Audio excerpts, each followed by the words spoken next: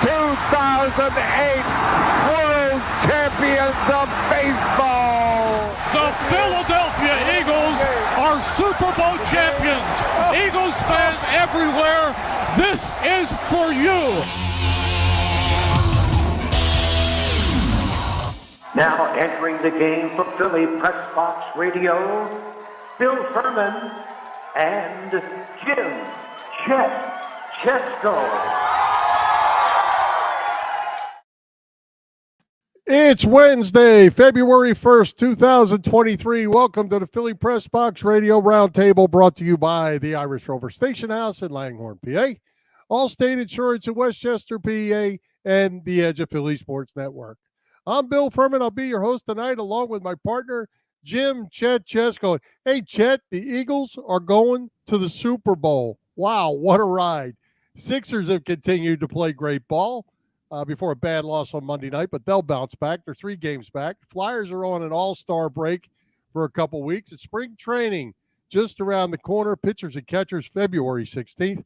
How about being a Philly sports fan in 2023, Chet, with the Phillies going to the World Series, the Union going to the MLS Championship, the Eagles are going to the Super Bowl? Are the Eagles next? And, hey, what about baseball in November and football in February? What a great time to be a Philly sports fan. We've had an exciting couple of months for sure, Bill. But, yeah, we need one of these teams to, finish the job, take that final step. Hopefully the Eagles will do that. They have the opportunity coming up soon, February 12th. And unlike 5 years ago, they're actually favored in this one by a couple of points to win the Lombardi Trophy.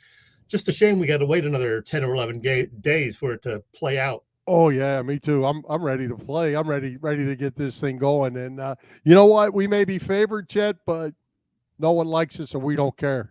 It's just a shame. We got so much going on tonight, but we're probably not going to have time to do our Grammys Awards show preview that we have. I promise you we won't have enough time for that. But you might hear me sing a song or two, but we're not going to hear for that. Speaking of singing the song, you mentioned that. Why is it that so many current players, former players, don't know the words to Fly, Eagles, Fly? Jalen Hurts, he's a good quarterback, but he couldn't sing. And he and many others messed up the second verse. The second verse is Fight, Eagles, Fight, not Fly, Eagles, Fly again. Come on, guys. Yeah, well, you know what? It's good that they're singing. It's all good. It is good. It's good that you have a chance to be singing in February. Yes, that is for sure. Hey, welcome to February 1st. How about that, man? Time's flying. Hey, we have a great guest tonight making a return appearance. Eagles insider Dave Spadaro returns. Dave is always good and always honest. A lot of people think he works for the Eagles. He's their insider, and that skews his view. No. Now, he does a really good job. It's always great to have him on the show. This is his 4th visit, and he never disappoints. And not sure why, but Dave's in a really good mood this week. Yeah, I wonder why. I'm sure he's very busy too. Well, hey, let's talk some Eagles. Another dominating performance, although I might say it wasn't really pretty, but it was pretty darn dominating. Yeah, it really was. And, everybody was – not everybody. A lot of people were worried about San Francisco because they had that long winning streak. They had a 7th-round quarterback, Mr. Irrelevant, who hadn't lost a single game. The Niners defense was ranked number 1 in the league. So, I mean, there were some concerns legitimately, but the game was at the Link. We know what the fans were like, so we were all pretty confident they would win. And then, the situation with them losing both of their quarterbacks and on good hits by the Eagles. It wasn't like they, intentionally tried to hurt these guys, but it's football. So it happened, and it was to the Eagles' benefit. And, the Eagles played well offensively, even without Jalen Hurts having a great day. He didn't have to. He handed the ball off, and the Niners had this supposedly great run defense. Well, the Eagles ran for 170 yards or whatever on them. So no problem. Yeah. Well, we'll hit on that in a little bit after we hear from Dave. But, I'm not a betting man, as you know. To me, the Eagles at 2.5 in that game was a lock from the beginning. The 49ers with that quarterback were not coming in here and winning that game. We knew about their defense. We knew they were solid, and they were pretty good, even though they ended up giving up a bunch of points. They got some good players over there. But I am a small wagering man, Bill, and I made 6 little bets of 10 and 5 or $20 total. I think my total wagers were $75, including that 2.5 and something with the point totals. I won 100, so actually I made $25 on my 6 bets. Big spender. Well, that's all right. Hey, it's better than losing it, right? Yes, it is. And I'm just so happy that, Bill, that Dallas is going to the Super Bowl. Yes, I was going to say that. How about that? How about that? This Dallas, not and you know what else is really good, Chet? Tony Romo is not going to the Super Bowl because we don't have to listen to him. Yeah, he has gotten a bit annoying over the last couple of years. He can make your head explode. Hey, you had a chance to visit with Dave Spadaro yesterday. As we said, he's a little busy. His schedule's full, but we appreciate him taking the time to sit with you. We had to work around his schedule, so I wasn't able to be part of it. But tell us how it went, and let's hear from Dave. Things are just a tad busy at the Link this week. So, at the Link at NovaCare Complex. But Dave did find some time for us. Hell, we're Philly Pressbox Radio, damn it. He better find time for us. But like everybody with the Eagles organization, he is clearly pumped up about the franchise's 4th trip to the Super Bowl and 2nd in 5 years. So here is our chat. We got an Eagles football team that is Super Bowl bound, so there is much to discuss on that front. We will do that with this gentleman who has been there for the whole ride. It is the Eagles insider himself, Dave Spadaro. Dave, how you doing? Great. I mean, it's been an amazing season, and one more to go. It's interesting. It's not a. I know the Philadelphia and Eagles fans are jumping up and down and going crazy, but it's been very subdued in within the team, and the understanding that there's one more to go, that the mission of the team is to win the Super Bowl, not just to get there, and also to recognize that it's an outstanding football team. I think we all see just how dominant the Philadelphia Eagles are. So it's been great. It's been a great ride so far, and let's go out to Arizona and win a football game. Well, Dave, we're a few days beyond an Eagles beatdown of a pretty good San Francisco 49ers team. Yeah, the Niners essentially lost both of their quarterbacks during the afternoon, but that was an impressive performance by the Birds on both sides of the ball. Yeah, well, the Eagles took out the 49ers quarterback. They didn't trip over, the quarterbacks didn't trip over a blade of grass. And they did it because the Eagles have, you look at from last year to this year, where did the team improve the most? And when you are able to be very self-critical, and the Eagles certainly were following their playoff appearance in 2021, it allows you to address specific areas. They did so. The pass rush was the number one priority for the defense. And to go out and to bring in Hassan Reddick, who has been such a force all season, not only with sacks, which sometimes that can be skewed number, they have been timely sacks, important sacks, take the football away sacks. So to get 2 of them in the first half to recover a fumble, tremendous. And Ndamukong Suh and Linval Joseph come in and make some plays in the run game, and then Sue knocked out Josh Johnson. So Brandon Graham comes back healthy. Drafting Jordan Davis, addressing the front 7 has been a huge issue for the Eagles, and they went from 29 sacks in 2021 to 70 in the regular season. Very impressive. Yeah. Now, offensively, it certainly wasn't a typical Jalen Hurts performance. He seemed to struggle at times with his accuracy, but the Eagles had no problem adjusting. They ran the ball against a team that was number 1 against the run this season. I think a big reason for that was the return of Lane Johnson. How is he doing what he's doing? I don't know. We talked after the game, and he had in that Giants game, he had felt something, a bull rush, and he felt something that just kind of popped, and it kind of popped into place. And since then, he's been fine. So he's really feeling confident that he's going to be able to go. He's very, very tough. There is a lot of pain that he's working through. I will also credit the Eagles athletic training staff for getting players back on the field. And we see what a difference Lane Johnson makes to this offense. I know that Jalen Hurts is number 1, but I think Lane has shown that he's 1A in terms of importance, and the production goes down and how it goes back up when he's on the field. Tremendous athlete, possibly a Pro Football Hall of Famer, certainly a Philadelphia Eagles Hall of Famer, and maybe the best tackle in the game. And the investment the Eagles have made in their offensive line. I know we get really entranced by all the touchdowns and all those who make the big, pretty plays, but you win in the trenches, and the Eagles are winning in the trenches. Having Lane Johnson back is absolutely gigantic, and he'll go into Super Bowl 57 healthy. I mentioned Jalen Hurts. He's not 100%, but he's still getting the job done, doing whatever it takes, I guess. What has it been from your vantage point watching this guy develop over the last couple of years? Yeah, I mean, look, I don't think he played poorly against the Niners. I mean, they're a really good defense. They were number one in the NFL for a reason. So I didn't expect 350 yards from Jalen Hurts. What I'm thrilled with is that in 2 playoff games, he hasn't turned the football over. And if you don't turn the football over, the Niners were 15-0 in games in which they won the turnover battle. So look, Jalen is going to have 2 more weeks here of rest and recovery and getting that shoulder back. I'm not sure that anybody in the NFL who's playing right now is 100%. But Jalen's very smart. He's very resourceful. He's very understanding that his job is to distribute the football to an extremely talented group of playmakers that Howie Roseman and the personnel team have assembled. I think Jalen I can't, nobody, I would tell you, nobody expected him to go from where he was as a rookie, talented player, raw talent. We saw all that, to where he is now, where he's accounted for whatever it is, 39 touchdowns this season, 15 rushing touchdowns, a record for touchdowns by a quarterback on the ground in a single season. He's been tremendous. And he's a franchise quarterback, and he's an MVP candidate. And I really love him going into this big game moment. I know that Patrick Mahomes will have the experience in the Super Bowl, but I don't think that Jalen Hurts will be flustered in any way.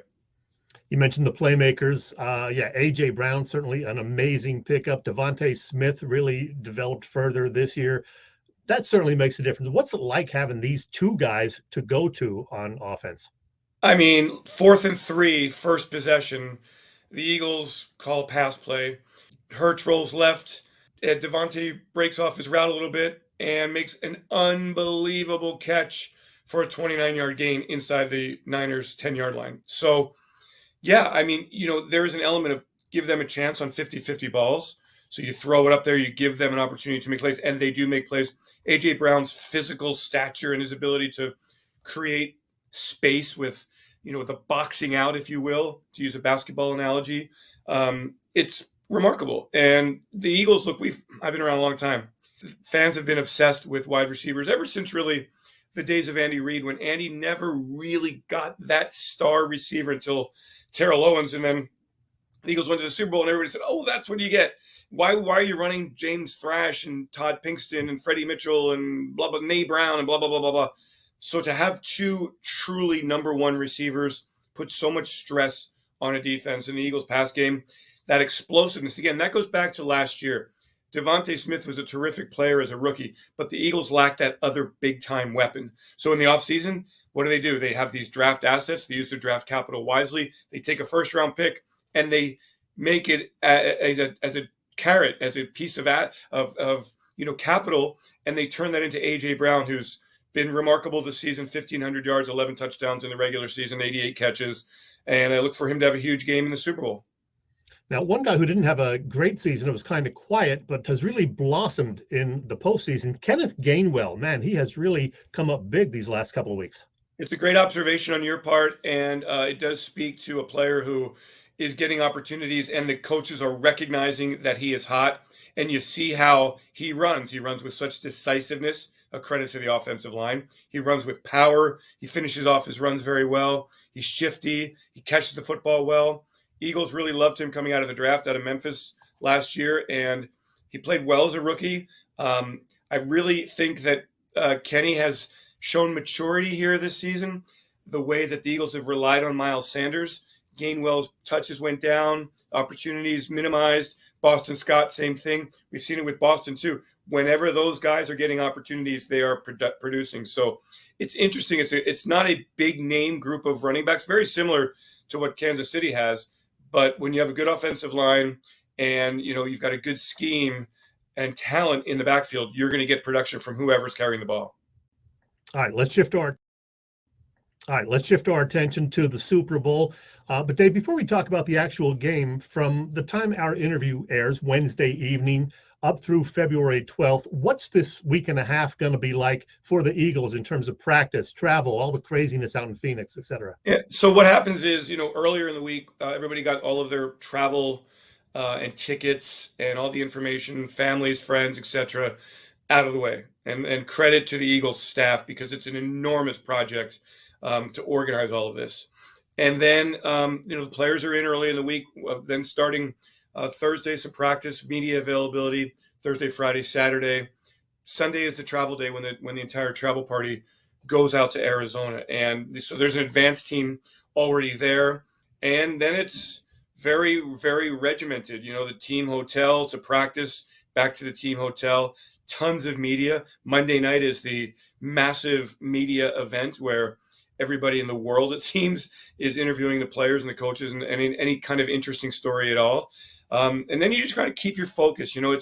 It becomes such a gigantic event that I think if you lose your focus and you really lose your purpose, it can swallow you up. And but we're ensconced in the hotel from Sunday all the way through. I remember the previous two trips that I've been on, Jacksonville and Minneapolis.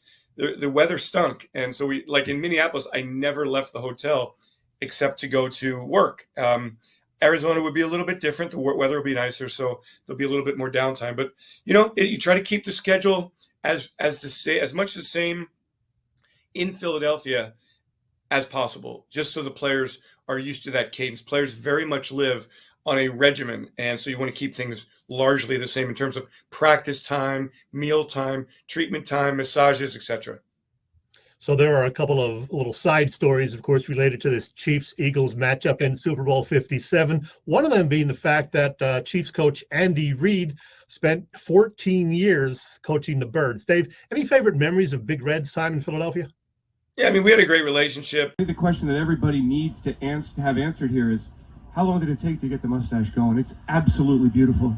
Well, you know this situation. I'm limited on the growth of hair on top of my head, so I figured I'd let my lip go. It's the only place I can grow hair. Andy and I spent a lot of time together in his office. I taped his TV show, the Andy Reid Show, so he was all business, but there were also a lot. We spoke a lot about children and about the tough times he had, and some of the things that went on, and so it was really personal with Andy and I. So I love the man, and I wish him great success, which he's had clearly. Not so much on February 12th, but I certainly understand Andy's strength is his consistency, and he would always wake up and go, hey, nobody wants to be surprised during the day, and that's what you have to bring to a football team. No surprises. So you set the schedule, you stick with it, and you stay very consistent with that. And I think in a large way, that's what this Eagles organization, he really provided the impetus early in the ownership of Jeffrey Lurie after the Ray Rhodes years, which also included a playoff appearance. Andy took it to another level and really allowed all of us to see what it was like to be in the hunt, in the true hunt every season. So kudos to Andy Reid. I know fans have mixed feelings about him for sure. He's certainly been great in Philly, and actually really good in Philly. I wouldn't say great because we didn't win a Super Bowl. Very good in Philly, and he's been great with the Chiefs. The other thing getting lots of attention, and will get lots more attention, deservedly so, of course, the first ever matchup of brothers playing on opposing teams in the Super Bowl. Talking about Jason and Travis Kelce, and there's their mom in the middle. Boy, she's a lucky lady. This may be my favorite family in the world. I love these guys. Yeah, they are great, and I know the father, Ed, really, really well, too. Smart people, amazing athletes. Imagine that woman has given birth to two probable Pro Football Hall of Famers. I mean, that is extraordinary. And they're very grounded. They're very humble. They certainly have fun in their profession, which they should. Travis has a much more outgoing personality. Jason, and although I can't really say that after the speech that Jason gave at the Super Bowl at the Parade of Champions. But I've known Jason obviously since the first day he walked into NovaCare, and he's always been a wonderful, wonderful guy and great to work with, and very giving back to everyone, and certainly has his place in the history in the Mount Rushmore of Philadelphia sports. Jason Kelce, I think, is right there at the top. All right, Dave, in our final couple of minutes, let's do 3 and out. Hopefully we'll see a lot of that from the Chiefs on February 12th. Other than Jalen Hurts, number one, which Eagle was the most pleasant surprise this season? I honestly would say Hassan Reddick. I didn't expect him. I figured he'd be a good player. I didn't think he would be a dominant player, which he clearly has been. He is.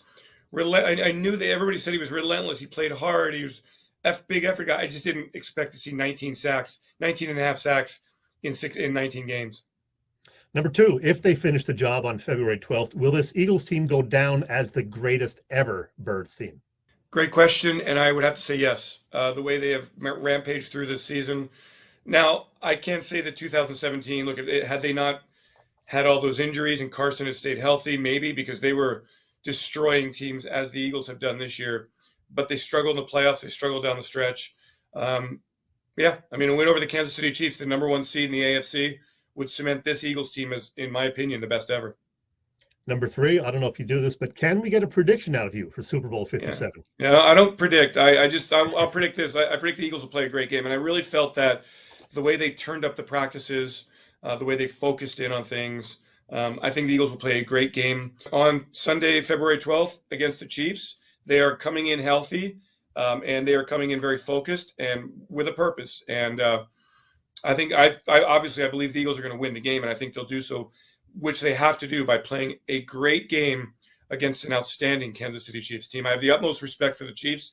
I think they're extremely dangerous. I just think the Eagles are better at the line of scrimmage. I think they're better on defense. And ultimately, there may be even though it's tough to say after a 41-33 win that won the Eagles Super Bowl 52, even though it's hard to say defense makes the difference, defense in that game made the difference in a couple of instances, and that's why the Eagles won the game.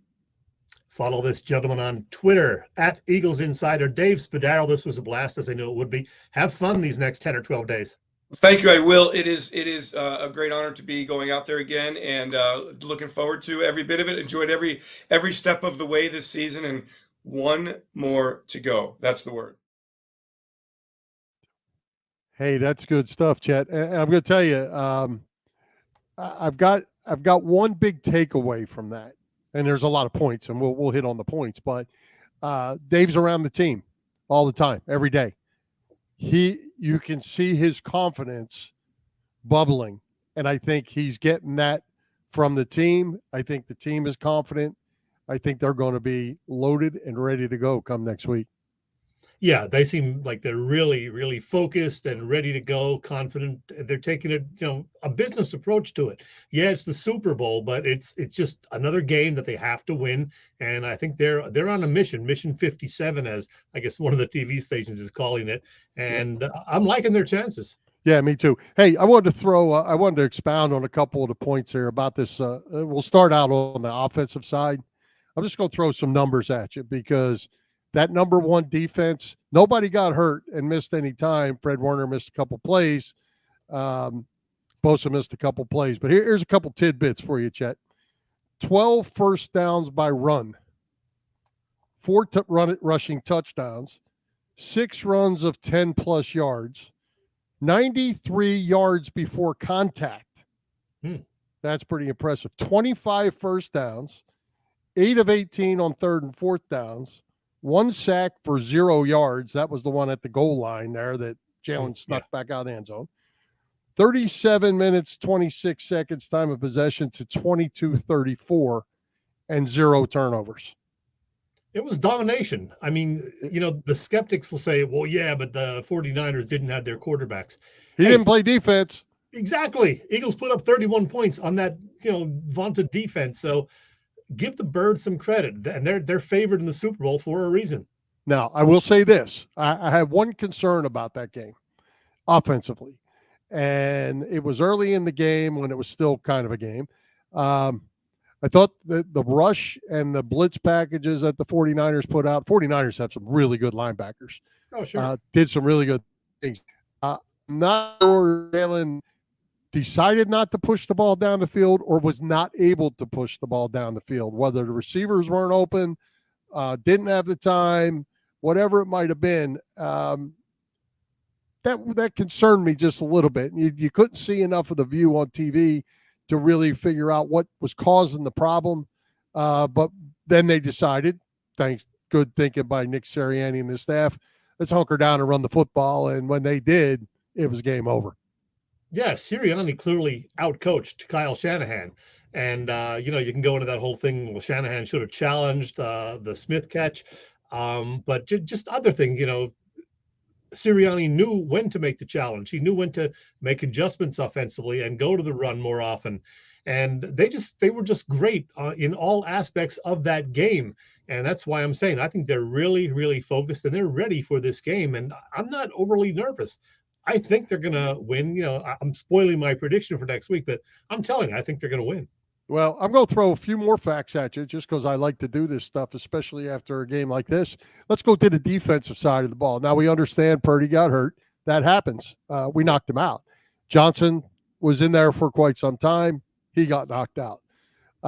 Defense forced 3 fumbles, recovered all 3 of them. 3 sacks, 164 total yards allowed, 81 rushing, 83 passing, and 20 some of that came on that one McCaffrey run for the touchdown. Allowed 2 of 10 on 3rd and 4th down situation conversions, 11 first downs. Deebo Samuel, Chet, 33 yards receiving, -9 yards rushing. And George Kittle, 3 catches, 32 yards, 1 run, 4 yards. Yeah. They couldn't get anything going. Sure, some of it was, the quarterback situation, but otherwise, they couldn't run the ball. Kittle didn't have a big day. As you said, Samuel didn't do much. So it was great. And Hassan Reddick, my goodness, at $15 million a year, he's a bargain. So yeah. I mean, what a deal. The A.J. Brown was the Reddick when he first signed was a huge deal. But then it kind of got hidden in the woodwork as A.J. Brown's deal came through, and Reddick has actually quietly, I think, been all pro. I mean, he doesn't get a whole lot of ink, but obviously he's been as big to the defense as Brown has been to the offense. I remember some people thinking, well, yeah, he's good. He's a good addition, but he's probably overpaid. Well, he's not overpaid. No, he's not overpaid. So I mean, just couldn't be more excited the way they played, and good all around, every phase of the game. I guess the only thing left to do is pick on the punt returner because all he does is fair catch. And the punter, who is awful. I really hope Sippis or somebody else could step in for the Super Bowl, but he hit the wire though. He did hit the wire the one time, yeah.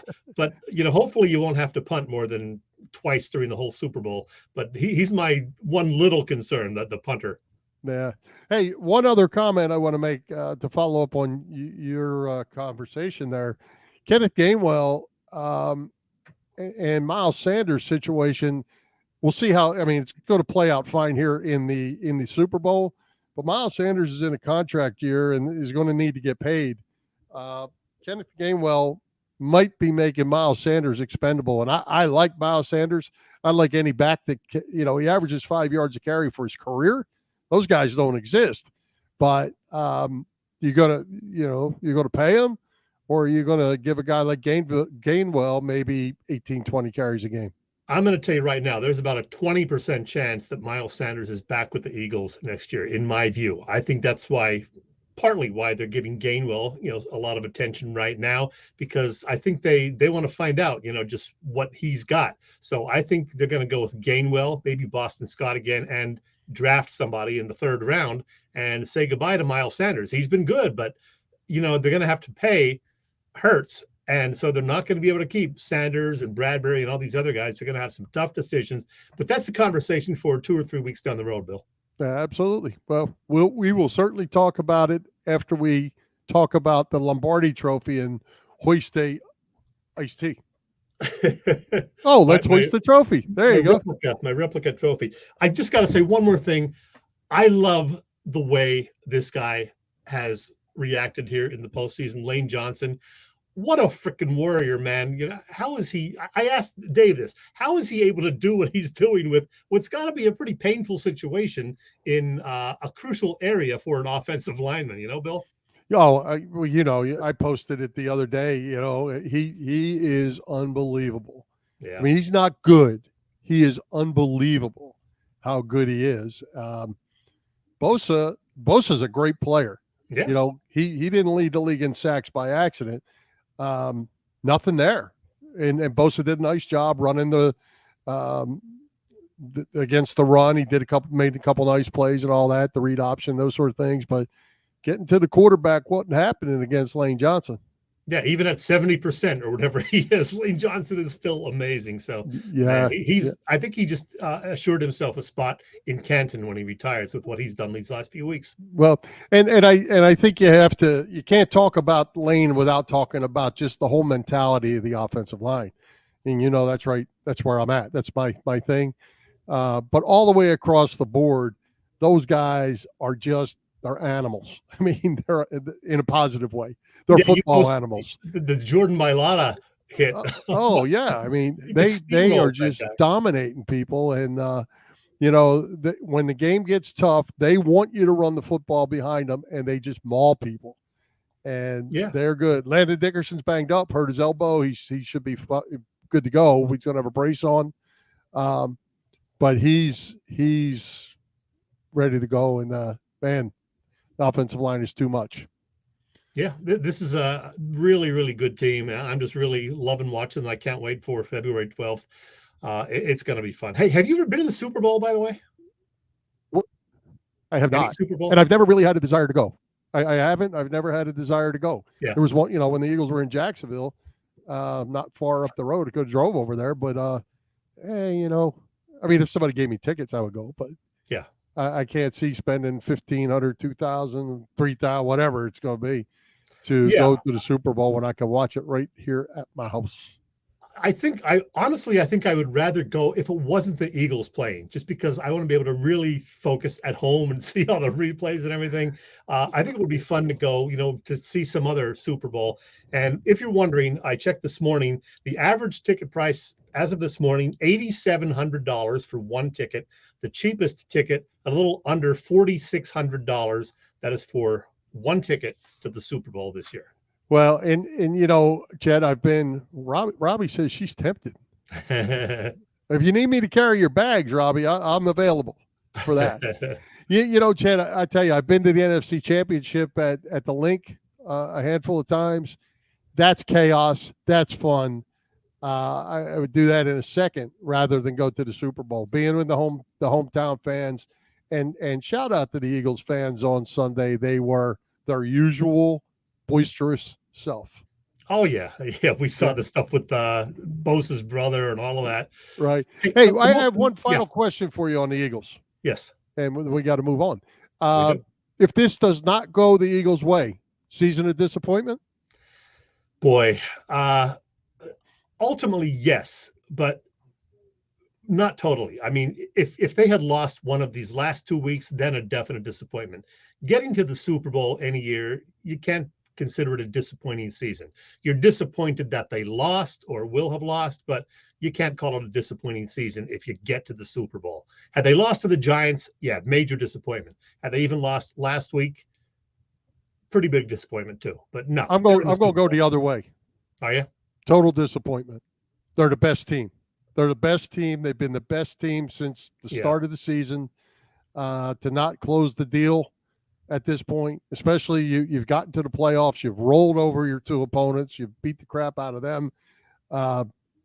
I think it's a disappointment because I don't know, as we were saying with Dave, I don't know we're going to put as talented team on the field as what we got this year. This is showtime. Well, again, it's all in the wording. A disappointment that they would have lost in the Super Bowl, yes. A disappointing season, ultimately, I'm going to say no, but I know what you're saying. Yes. Yeah. Well, opposite to the Phillies. The Phillies was disappointed because they shouldn't, or we didn't think they were going to be there. Because they kind of came out of nowhere and made their run and took it to within 2 wins of a series. So that's right. I hear you. All right. Hey, plenty more next week. Can't wait. Can't be here soon enough. Well, hey, Chet, winter is here. Got a little snow up there, didn't you? Cold weather. 3/10 of an inch of snow, Bill. Yes. A ton of snow. Going to put you on your couch rather than in your car. So it's time for you to start saving with Allstate's pay-as-you-go auto insurance. Yeah, Bill, Allstate's pay-as-you-go auto insurance puts you in control. You only pay for the miles you drive. With the same full coverage that a traditional policy offers, pay-per-mile insurance gives customers greater control of their insurance costs. See how much you can save with pay-per-mile car insurance by calling your local agent. And if you're in Westchester, Pennsylvania, that is Dave LaBoy. Call Dave at 610-430-0700. Again, 610-430-0700 and start to save more now that you are driving less. Hey, Chet, have you talked to the folks over at the Irish Rover Station House? What do they have planned for the Super Bowl and the prep week to the Super Bowl? I was actually over there last Thursday evening, Bill, for their first squeeze event from Trogues Brewery. That was a lot of fun. And they got a lot going on, not at Allstate, but at the Irish Rover Station House. Among other things, well, they have Quizzo every single Wednesday at the Irish Rover, competing with our show. How dare they?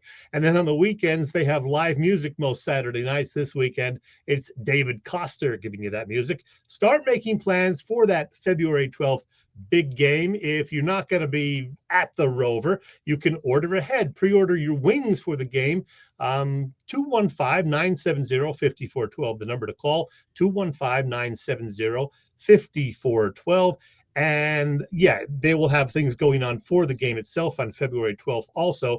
But I also want to mention that a little bit later in the month, February 23rd, as a matter of fact, the Rover will be celebrating its 10th anniversary at its Bellevue Avenue location in Langhorne.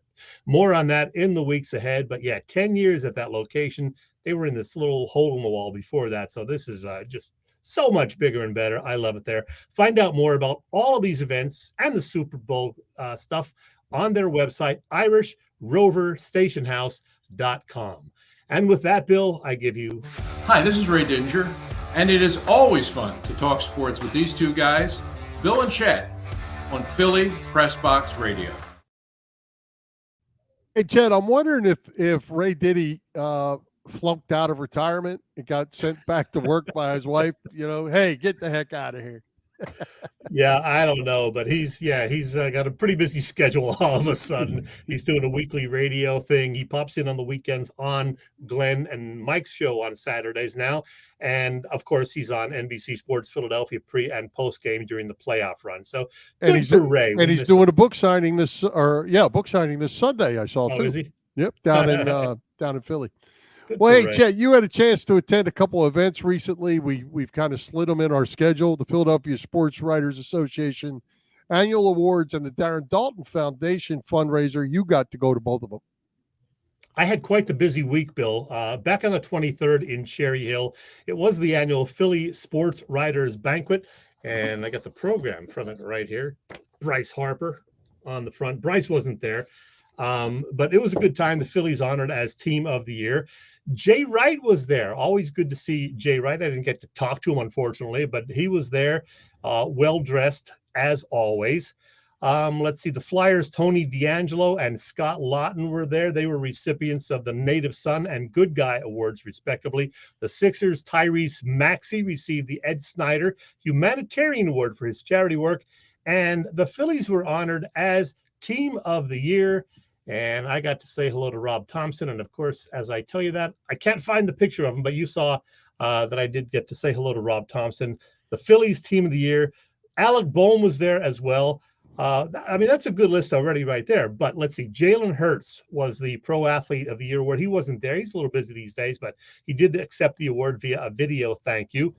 This year's honoree as Stan Hochman Award, well, that was Jim Salisbury. And I got to say hello to Jim Salisbury.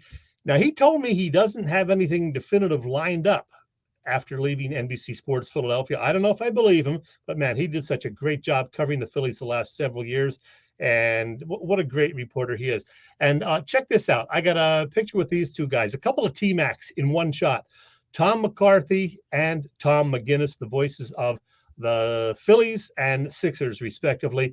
McCarthy said to give him and McGinnis a second to fix their hair before I snap this picture. I'm not kidding. Tom McGinnis, by the way, received the Bill Campbell Award for broadcasting. He is so good. Among other honorees, the Philadelphia Union for their run to the MLS final, and several amateur athletes were honored, plus Al Morganti got a Lifetime Achievement Award for his hockey coverage over the years and the fact that he is now a Hockey Hall of Famer.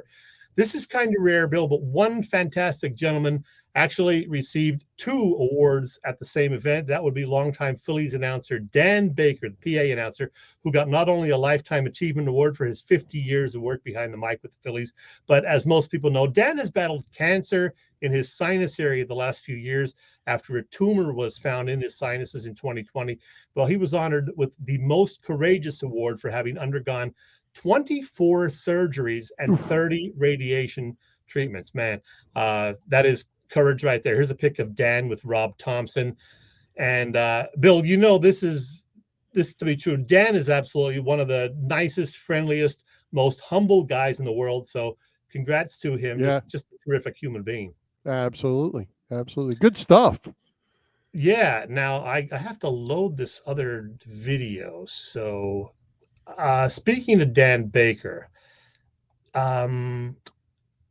Rob Thompson and Alec Boehm were there. They were all targets of some good-natured ribbing from that great comic from WIP and beyond. That would be Joe Conklin. So now let me see if I can find this video, because I think you'll find this pretty entertaining. Okay, here we go. We are shifting over to Joe, and here he is, Bill. Enjoy.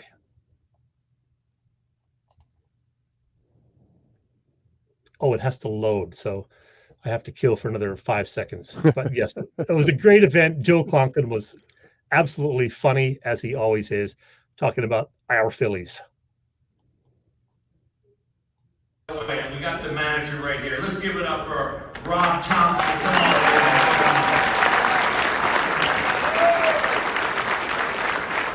The second most handsome manager in baseball. I love that, man. That's really neat, because he's only the 6th most handsome guy of the day or something. The Topper. I love the name Topper. It's much better than Hoskins' name, Dropper. Alec Boehm is here. First time he's been in Cherry Hill, New Jersey. I asked Alex, what do you think? He said, I hate this freaking town.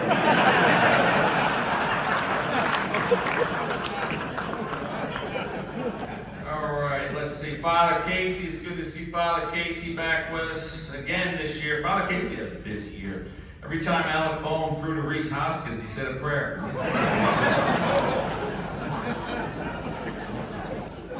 And how about those Phillies? The Phillies made it to the World Series. Come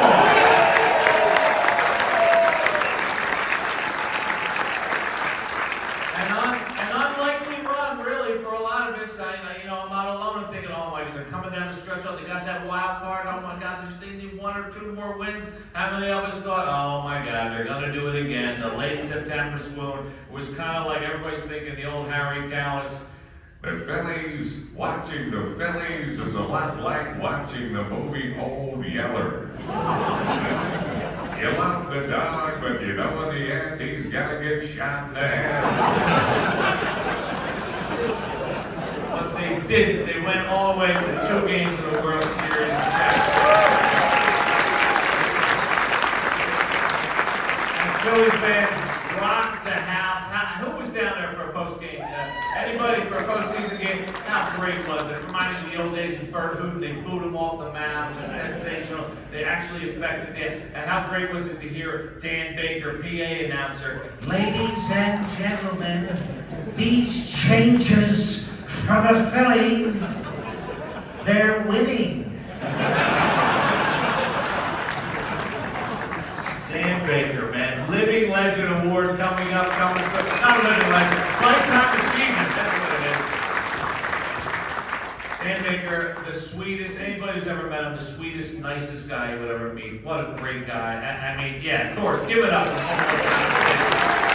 was very mannerly, soft-spoken, mannerly, classy guy, but as soon as he gets behind that microphone, something crazy happens to him, you know? He starts getting like with attitude. It's like, ladies and gentlemen, please stand and honor America, the United States of America.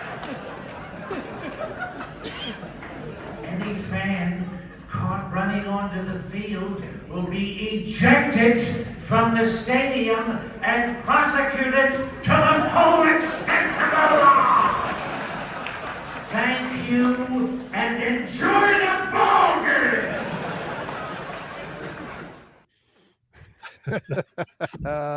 Pretty good, huh? You know, I have to admit, Chet, I have never seen Joe live. Oh, really? I haven't. I met him actually at a tailgate one time, but I've never met him, and he's darn good though. Yeah, he's very funny. He does a great Dan Baker, man. Yeah. Harry Callis wasn't bad either. No, yeah. Dan is pretty much their go-to guy every single year for this event, and I've seen him at a couple of other things, so he's just awesome. By the way, Al Morganti had a good joke, something about he himself not being a very good hockey player when he was growing up, and once he was young and on a team, he went into the game, and after about 30 seconds, he said, one of the officials came over to him and said, does your coach know you're out here? Anyway, just a super event. Nice to see some other old friends there. We had, not only T-Mac, but Lou Nolan, Scott Fransky, and I finally met Paul Hagen in person. First time actually talking with Paul in person. We've had him on here 6 or 7 times, but man, what a great guy. So good to see him, and just a great event all around. And then later in the week, Bill, we had the Daulton Foundation event, and that was a blast as well. That was up in Norristown, and you can see a whole bunch of people there, including Don Carmen. The guy next to Don Carmen is Tom Burgoyne, who's a close personal friend of the Philly Fanatic. You had Mike Mamula, Ruben Amaro Jr., Mickey Morandini, Dickie Knowles, and Ricky Batalico down front. Cindy Webster from WIP over on the right. So that was a great event, and they raised over $20,000. So, good for them. And they had some good beers also at this craft brewery, Von C in Norristown. Very good. So, hey, you're out and about. Everybody knows who you are, and I'm sure there's selfies abound. Yeah, there were a bunch of selfies. I posted those on Saturday morning. Talked with Mickey Morandini again. He said he'll be glad to come back on the show anytime. Steve Jeltz, Bill, future guest. Steve Jeltz will be on our show at some point, so something to look forward to there. You had a real good time. Good deal. All right. Let's move on. Let's give a shout out to all the shows at the Edge of Philly Sports Network this week. You can also catch all the action on www.eopsports.com, as well as Edge of Philly Sports on YouTube. You can find our show, Philly Pressbox Radio, on our YouTube channel as well. We need likes, Chet. We need more likes, follows, subscribers. Hit those buttons, shares with your family and friends. As you can see, there's something going on every day of the week, every night of the week. So check it out. A lot going on coming up for the Super Bowl. So I think you have a couple things you want to share a little bit later, but we also have something going on over at Dolan's Pub, don't we, in downtown Delco? We do. And, of course, I'm looking for that right now. And I have so many pictures in here that I caught you off guard, did I? Oh my goodness gracious. I got to add that one because I don't have that one committed to memory. So, well, I tell you what, while you're talking, I will find it because Boop is off this week, Bob Patrone Jr. So, but he'll be back next week. We'll be talking Super Bowl with his 2 favorite teams. So what are our standings leading into the big game? Let me do the pep rally thing first before I forget, because I don't want to forget, because that's going to be a blast. It is the Eagles pep rally at Dolan's Pub a week from Friday. That's in Ridley Park. Great little place. That's where I hung out first time with Mickey Morandini, as a matter of fact, last summer. So Dolan's Pub, Hollis Thomas, the former Eagle, will be there. Possibly some other alumni. There will be giveaways. Probably lots of I can't even spell it, EAGLES Eagles chants as well. Again, this is a pep rally ahead of the big game, as we call it. Friday, the 10th of February, 4 to 5:30 p.m. That is at Dolan's Pub in Ridley Park. You can say hello to not only Hollis Thomas, but Big Al Zafiri will be there, he promises me. Yeah, and for those that don't know where Ridley Park is, if you're not from Delco, If you're on 95, you're only 4 minutes off of I-95. So it's not like you got to drive, over the river and through the woods. Hit 95. If you're coming from north or south, jump off, and in just a couple minutes, you're at Dolan's. Yeah. Yeah, All right. I got some weird thing going on here with my little computer system. Like things are disappearing magically. So, well, tell us about our standings. Yeah, that I can do. As soon as I load this one other thing, Philly sports trips. There we go. Okay, as for our standings, Bill, we all picked the Eagles last weekend. As you know, Boop was the only one to take the Chiefs over the Bengals, of course. So I'm now 57-31, still 2 games up on you, Bill, 6 ahead of the officially eliminated Boop. But now you're 2 back, as I said, but I think you're going to try to somehow make up 2 games with just 1 to play by adding some other prop bets or something to try to catch me. Is that right? Yeah, I tell you what we're going to do, Chet. We're going to make a little parlay. Okay. How's that? I'm going to come up with 10 items, if I can come up with 10 items. And if I get it all together, my thoughts are working here, we're going to have this ready for next Wednesday. And when we do, we're going to put it out here, and we're going to put it on Philly Pressbox Radio website and Facebook. And we're going to ask all of our viewers and listeners to also contribute to this and make their 10 picks. And what I'm thinking, maybe we could talk to the Raz Room, and maybe we can get a prize for anybody that can hit all 10. How's that? Okay. And then you're in charge, Bill. You're in charge. Right. Now, if there were money involved in our little pick'em league, I would take this to the highest court because I had this clinched, and now you want to throw this little wrench into things here. So. Well, no, you didn't really have it clinched because I make the rules. When was that decided? I must have missed that meeting. Well, yeah, I mean, it's all part of being Philly Pressbox Radio. It's just the way it works. So now I'm the other guy all of a sudden. That's right. That's right. So just every so often you got to do it. Hey, Chet. Can I tell you about Philly sports trips before I forget that? Yeah, go ahead. Yeah, they are excited about what they got going on. They're going out to Arizona next week. I think pretty much everybody has signed up for that, and that's going to be a great time. But check this. They also have a contingent of people going the night before the Super Bowl up to Brooklyn to see the Sixers take on you-know-who and company. Number, what he used to be, 25. I don't know what he is now. Number 10 or whatever up there. I don't know. The spring training trips, 2 of them are sold out to see the Phillies down in Clearwater. But there's a Phillies bus trip up to Yankee Stadium. You can go out to the draft in Kansas City in late April. That's the NFL draft, of course. There's a Union trip in May. The ultimate baseball Denver trip, Phillies in Colorado, also in May. And you can go to London to see the Philadelphia Union across the pond. All the information at phillysportstrips.com. They got it all covered for you. And then there is Sherry's Ticket Town that I can tell you about. They have tickets available for all of your sporting events and concerts here in the Philly area and beyond. Sherry'sTickets.com, the easy website to use. No hidden fees. The price you see is the price you pay. Pay less and play more with Sherry'sTickets.com. Save even more by using the exclusive ticket promo code EOP10. Again, don't pay hidden fees. Save 10%. Why use any other ticket reseller? And get those hard-to-come-by tickets to the big game. Of course, Sherry'sTickets.com also has hard-to-get theater and concert tickets. The website, Sherry'sTickets.com, Bill. Well, hey, Chet, I will tell you, I know there's a lot of draftniks out there that really like the draft. I used to spend a lot of time in Kansas City, and it is a really cool, fun town. If you wanted to go do something to a fun place and throw the draft in, if you're a draftnik, Kansas City's a fun town. You will enjoy it there. That's never been there. Never been there. Fun time. All right. Hey, great guest tonight, Dave Spadaro. Who's coming to Philly Press Box next week to talk Super Bowl? Well, Bill, I figured that it would be a good idea to talk more Eagles since they will be playing in that little football game in Arizona on the 12th. Heck, why not? Our guest next week, yes, we do have him, Paul Domowitch, the great football writer from the 33rd team. Damo's been writing some great pieces lately. He is a Hall of Fame voter.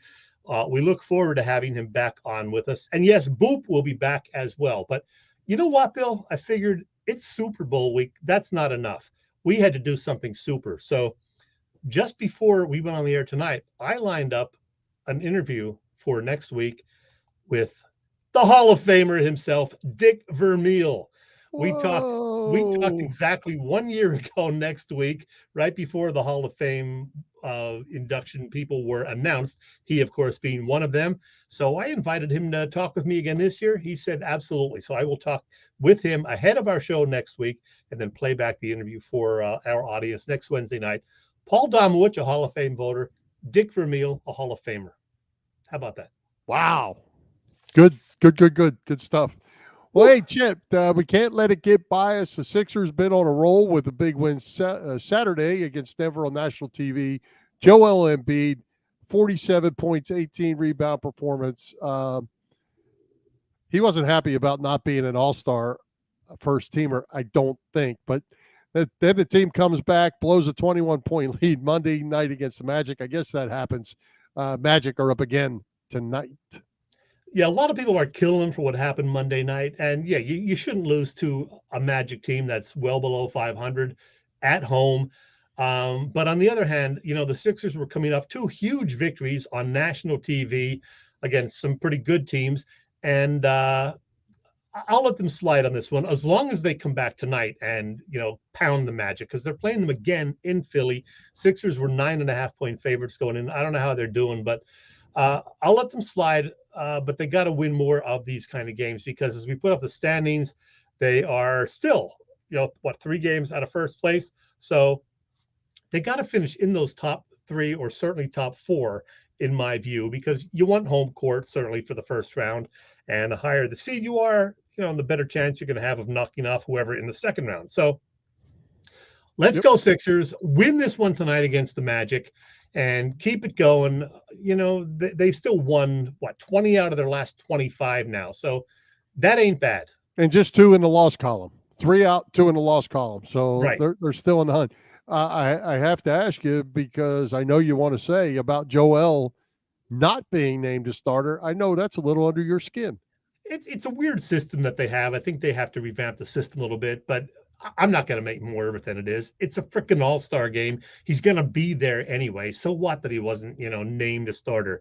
I'm not going to make too big a deal out of it. Oh, that surprises me. Yeah. I'm never big on this all-star voting when the fans are involved, because it can get swayed to your guy. It can get swayed away from your guy. And, whoever had the most home games or had the higher attendance can end up with more votes. It's really kind of meaningless. If the players and coaches vote for it, then I'd be more for it. But they want the fans involved. Take me to the Raz room, Bill, won't you? Let's do it. Let's say thanks to our friends at the PPCC 118 Raz room. They post great sports memorabilia on their Facebook page so people can win something they may not be able to afford or have access to. All items come with certificates of authenticity. They continue to run out great autographed memorabilia from all the Philly teams and more. Check out their Facebook page, like it or follow it. It's PPCC 118 Raz Room. That's right, PPCC 118 Raz Room on Facebook. And there's been some Jalen Hurts floating around, A.J. Brown, Jason Kelsey. Lots of things been flying out of the Raz Room lately, Chet. Oh, I'm sure, Bill. So, always a good idea to check that out. You do a great job with that. Hey, we're going to have to add a separate segment every week for sports figures who died. This week we lost Billy Packer and the Golden Jet, Bobby Hull, and then unrelated to sports, Cindy Williams, Shirley from Laverne and Shirley. So another tough week, Bill. We're going to have to do this every week, a little obit segment. Yeah, I'd rather not. I'd rather talk about something better than that. But yeah, geez, but you just hate losing. Hate losing these people. That's who we grew up with. Anything else before we wrap it? We're out of time, and I'm hungry. All right, let's thank tonight's special guest, Dave Spadaro, our sponsors, the Irish Rover Station House, Bob Sullivan's LikeYourAge.com, PPCC 118 Raz Room, and Dave Lavoie of Allstate Insurance in Westchester, PA. For Jim, Chet, Chesko, this is Bill Furman. We hope you enjoyed the show, and we'll join Philly Pressbox Radio next Wednesday, February 8th, as we get ready for the Super Bowl at 7 p.m. You can see us live on Facebook, listen through our website, phillypressboxradio.com, on blogtalkradio.com/Philly Pressbox Radio, on Google Podcasts, Apple Podcasts, iHeartRadio, and all the others. High hopes, Philadelphia sports fans, and go Birds! Happy trails to you, till we meet again.